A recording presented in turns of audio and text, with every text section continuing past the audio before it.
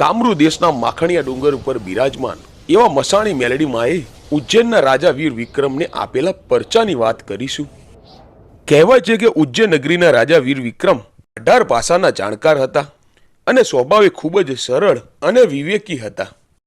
એક દિવસ રાજાને એમ થયું કે મારે યોગ સિદ્ધિ મંત્ર શીખવો છે, પણ આ મંત્ર કામરૂ દેશમાં જ શીખવવામાં આવતો હતો. હવે વિક્રમ રાજાને તો આ મંત્ર શીખવાની તાલાવેલી લાગી. એટલે એક રાત્રે એ કામરૂ દેશ જવા નીકળી ગયા. કામરૂ દેશના જંગલમાં અંદર બાવા પોતાની સાધના કરી રહ્યા હતા. તેની પાસે જઈ રાજા અલખ નિરંજન બોલ્યા. રાજાનો અવાજ સાંભળી બાવા બાળીનાથે આંખો ખોલી અને પૂછ્યું, કોણ છે તું? અહીં શા માટે આવ્યો છે? ગુરુ મહારાજ, હું ઉજ્જૈન નગરીનો રાજા વિક્રમ અને હું યોગ સિદ્ધિ મંત્ર શીખવા આવ્યો છું. આ વાત સાંભળી બાળીનાથે પૂછ્યું, તું આ મંત્ર શીખીને શું કરીશ? ત્યારે રાજાએ કહ્યું, હું આ મંત્ર મારી પ્રજા માટે શીખવા આવ્યો છું. આ વાત સાંભળી બાવાજી રાજાને યોગ સિદ્ધિ મંત્ર શીખવવા તૈયાર થઈ ગયા, પરંતુ તેના માટે એક શરત રાખી. બાવા બોલ્યા, હે રાજા, કાળી ચૌદસની રાત્રે પૂતળી વાવના તળિયેથી પાણીનો એક લોટો ભરીને લાવે ને તો હું તને યોગ સિદ્ધિ મંત્ર શીખવાડું. રાજા તૈયાર થઈ ગયો. હવે થોડા દિવસોમાં કાળી ચૌદસ આવી એટલે વિક્રમ રાજા શરત પૂરી કરવા રાત્રે 1 વાગ્યે પૂતળી વાવ પાસે આવ્યા અને એક લોટો લઈને તે વાવના પગથિયા ઉતરવા લાગ્યા. 50 પગથિયા ઉતર્યા ત્યાં તો વાવમાં સૂતેલી પૂતાવળ જાગી અને વાવના ગોખલે ગોખલેથી કિલકારીઓ સંભળાવવા લાગી અને એવો ભયંકર અવાજ થયો કે વિક્રમ રાજા વાવના તળિયે ઉતરી ગયા. રાજા તને ખાવું, રાજા તને ખાવું એવો અવાજ સંભળાતો હતો. આ ગૌ અહીંયા અનેક રાજાઓ પાણી ભરવા આવેલા, પણ કોઈ રાજા અહીંથી જીવતા પાછા ગયેલા નહીં. આ બધા રાજાઓ મળી વાવમાં 1200 જેટલા પૂતળા રહેતા હતા. રાજા તો ઉપર આવવા મહેનત કરે છે, પણ તેનાથી હલાતું નથી.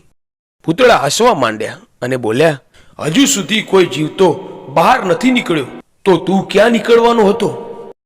આવી વાતો સાંભળી રાજાને થયું કે મોત સામે આવીને ઊભું છે. આવા સમયે રાજાએ એની કુળદેવી હરસિદ્ધિ માતાને યાદ કરે છે. એટલે થોડી જ વારમાં રથડો જોડીને હરસિદ્ધિમાં પ્રગટ થયા અને બોલ્યા, હે રાજા, તું શા માટે આવ્યો છે? રાજાએ તેની આખી વાત કહી. ત્યારે માતાજી બોલ્યા, મને કીધું હોત ને તો હું જ તને મંત્ર શીખવાડી દેત, પણ હવે હું તારી કોઈ મદદ નહીં કરી શકું.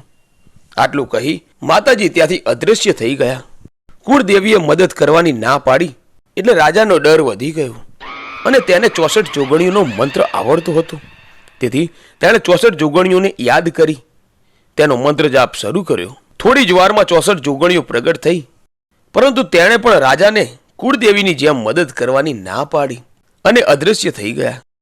હવે કોઈ મદદ કરતું નથી એટલે રાજા ઊભો થઈને બોલ્યો, આ કામરૂ દેશમાં છે કોઈ દેવી દેવતા, પીર પેગંબર કે મને જીવતો બહાર કાઢી શકે તો હું તમે જેમ કહેશો તેમ કરવા તૈયાર છું. આવું વચન હું વીર વિક્રમ આપું છું. રાજાનો અવાજ કોઈએ ન સાંભળ્યો, પણ માખણિયા ડુંગરવાળી મેલડી માતાએ સાંભળ્યો અને તે રાજાને સામે આવીને પ્રગટ થયા.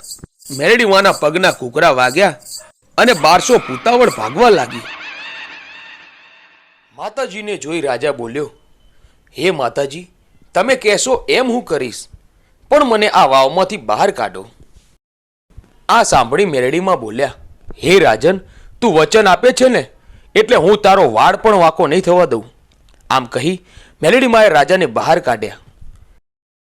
ત્યારે રાજાએ માતાજીને નમન કરીને પૂછ્યું, બોલો માતાજી, હું તમારી માટે શું કરી શકું?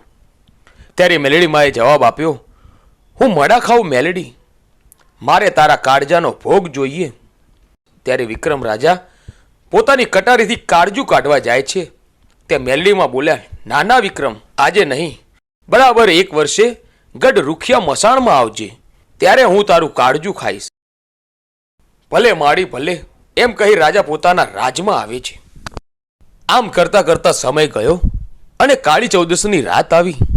વિક્રમ રાજા કટાર લઈ તૈયાર થઈ ઉજ્જૈનની ભવરી બજાર તરફ નીકળ્યો. ચાલતા ચાલતા ઉજ્જૈનના ઉગમણા દરવાજે આવે છે. ત્યાં 4 જોગણી હાથમાં ખપ્પર લઈને ચાલી આવે છે. આને જોઈ વિક્રમ રાજા બોલ્યા, હે જોગમાયા, કોણ છો તમે અને ક્યાં જાઓ છો? જોગણી બોલ્યા, વિક્રમ, તારા ઉજ્જૈનમાં જઈએ છીએ.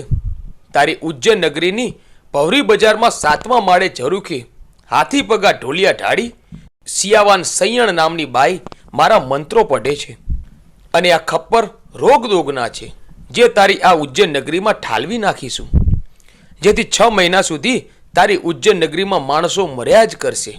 આમ તારું નગર જીવતું જાગતું મસાણ બનશે અને તારી નગરી ઉજ્જડ થશે. આ સાંભળી વિક્રમ રાજા ખૂબ દુઃખી થાય છે અને માં મેલડીને યાદ કરે છે અને કહે છે કે હે ખપ્પર જોગણિયું, તમે અહીંથી એક પગલું પણ આગળ વધો તો તમને માં મેલડીની આણ છે. આમ ચારેય જોગણિયું પથ્થર બની ગઈ અને વિક્રમ રાજા ગઢ રૂખિયા મસાણમાં આવ્યા. મસાણના ઉગમણા દરવાજે કાળ ભૈરવ અને માં કાળકા બેઠા છે. કાળકામાં જાણતા હતા કે રાજા વિક્રમ માં મેલેડીને કાળજુ દાનમાં આપવા જાય છે અને જો કાળજુ નીચે જમીન પર પડશે તો માતાજી દાન નહીં સ્વીકારે અને રાજા ફરી સજીવન નહીં થઈ શકે. એટલે કાળ ભૈરવને માણસનું રૂપ લઈ રાજાની પાછળ છુપી રીતે મોકલ્યો અને કહ્યું કે જાઓ કાળ ભૈરવ, વિક્રમ જ્યારે કાળજુ કાઢે ને ત્યારે તમે ઝીલી લેજો અને માં મેલેડીને આપી દેજો. હવે આ બાજુ મહેલમાં એવું બન્યું કે વિક્રમને ઘણી રાણીઓ હતી. એમાંથી સાથુરા નામની રાણી ઘણી ચતુર હતી. એને થયું કે મારા સ્વામી આજે કાળી ચૌદસની રાતે ક્યાં જાય છે એ મારે જાણવું છે. એની ખાતરી કરવા રાણી સાથુરા પુરુષનો પોશાક પહેરી હંસલો ઘોડો લઈ નીકળી પડ્યા. ઘોડાના ડાબલા સિપ્રા નદીમાં પડ્યા એટલે બાવા બાળીનાથ બહાર આવી 3 મંત્રો બોલ્યા અને રાણી અને ઘોડા સાથે સિપ્રા નદીમાં પથ્થર બનાવી નાખ્યા. આ બાજુ વિક્રમ રાજા મસાણમાં આવ્યા.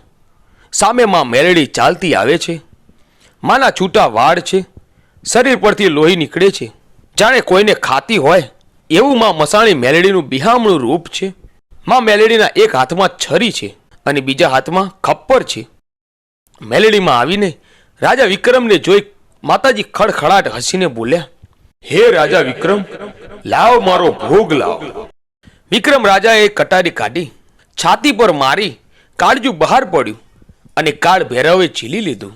એટલે માતાજી બોલ્યા કે તું કોણ છે? કાળ ભૈરવ બોલ્યા, મને માફ કરજો, મને શ્રાપ ન આપતા. હું કાળ ભૈરવ છું. મને માં કાળકાએ મોકલ્યો છે.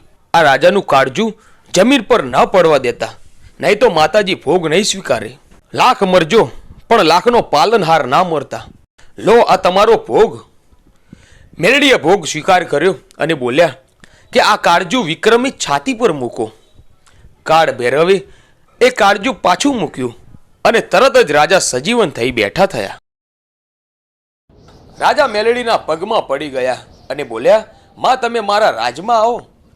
ત્યારે માતાજી બોલ્યા, વિક્રમ, સોનાની ખાદુરી છડી બનાવ અને ગાયના ગોદરેથી ડાક વગાડી વધામણા કર અને તારા સોનાના સિંહાસન પર મૂક. અને જો તારા મહેલમાં કંકુના પગલા પડે ને તો માનજે કે હું મેલડી આવી છું. મારો બોલ જો ખોટો પડે ને તો હું માખણિયા ડુંગરવાળી મસાણી મેલડી ના કહેવાઉં. રાજા રાજમહેલમાં આવીને જુએ છે તો રાણી ગાયબ છે અને રાજા મેલડીને પોકાર કરે છે. એટલે મેલડીમાં રાજાનો વેશ લઈ બાવા બાળીનાથની મઢીએ આવે છે અને બોલ્યા, બાળીનાથ બહાર નીકળ. બાળીનાથે બહાર નીકળી પાણીની અંજલી છાંટી મેલડીમાંના સ્વરૂપ બદલાયા અને 7મા સ્વરૂપે મેલડીમાં કાળી નાગણી બની બાળીનાથને પગે લપટાણા. બાળીનાથ બોલ્યા, દેવી મારી ભૂલ થઈ ગઈ, તમે કોણ છો? ત્યારે મેલડીમાં પ્રગટ થયા અને બોલ્યા, હું માખણિયા ડુંગરની મેલડી છું. આ સાતુરા રાણીને પથ્થરમાંથી મુક્ત કરો. બાલીનાથે અંજળી છાટી અને રાણી તેના અસલ રૂપમાં આવી ગયા. રાણીએ રાજમહેલમાં આવી રાજાની માફી માગી.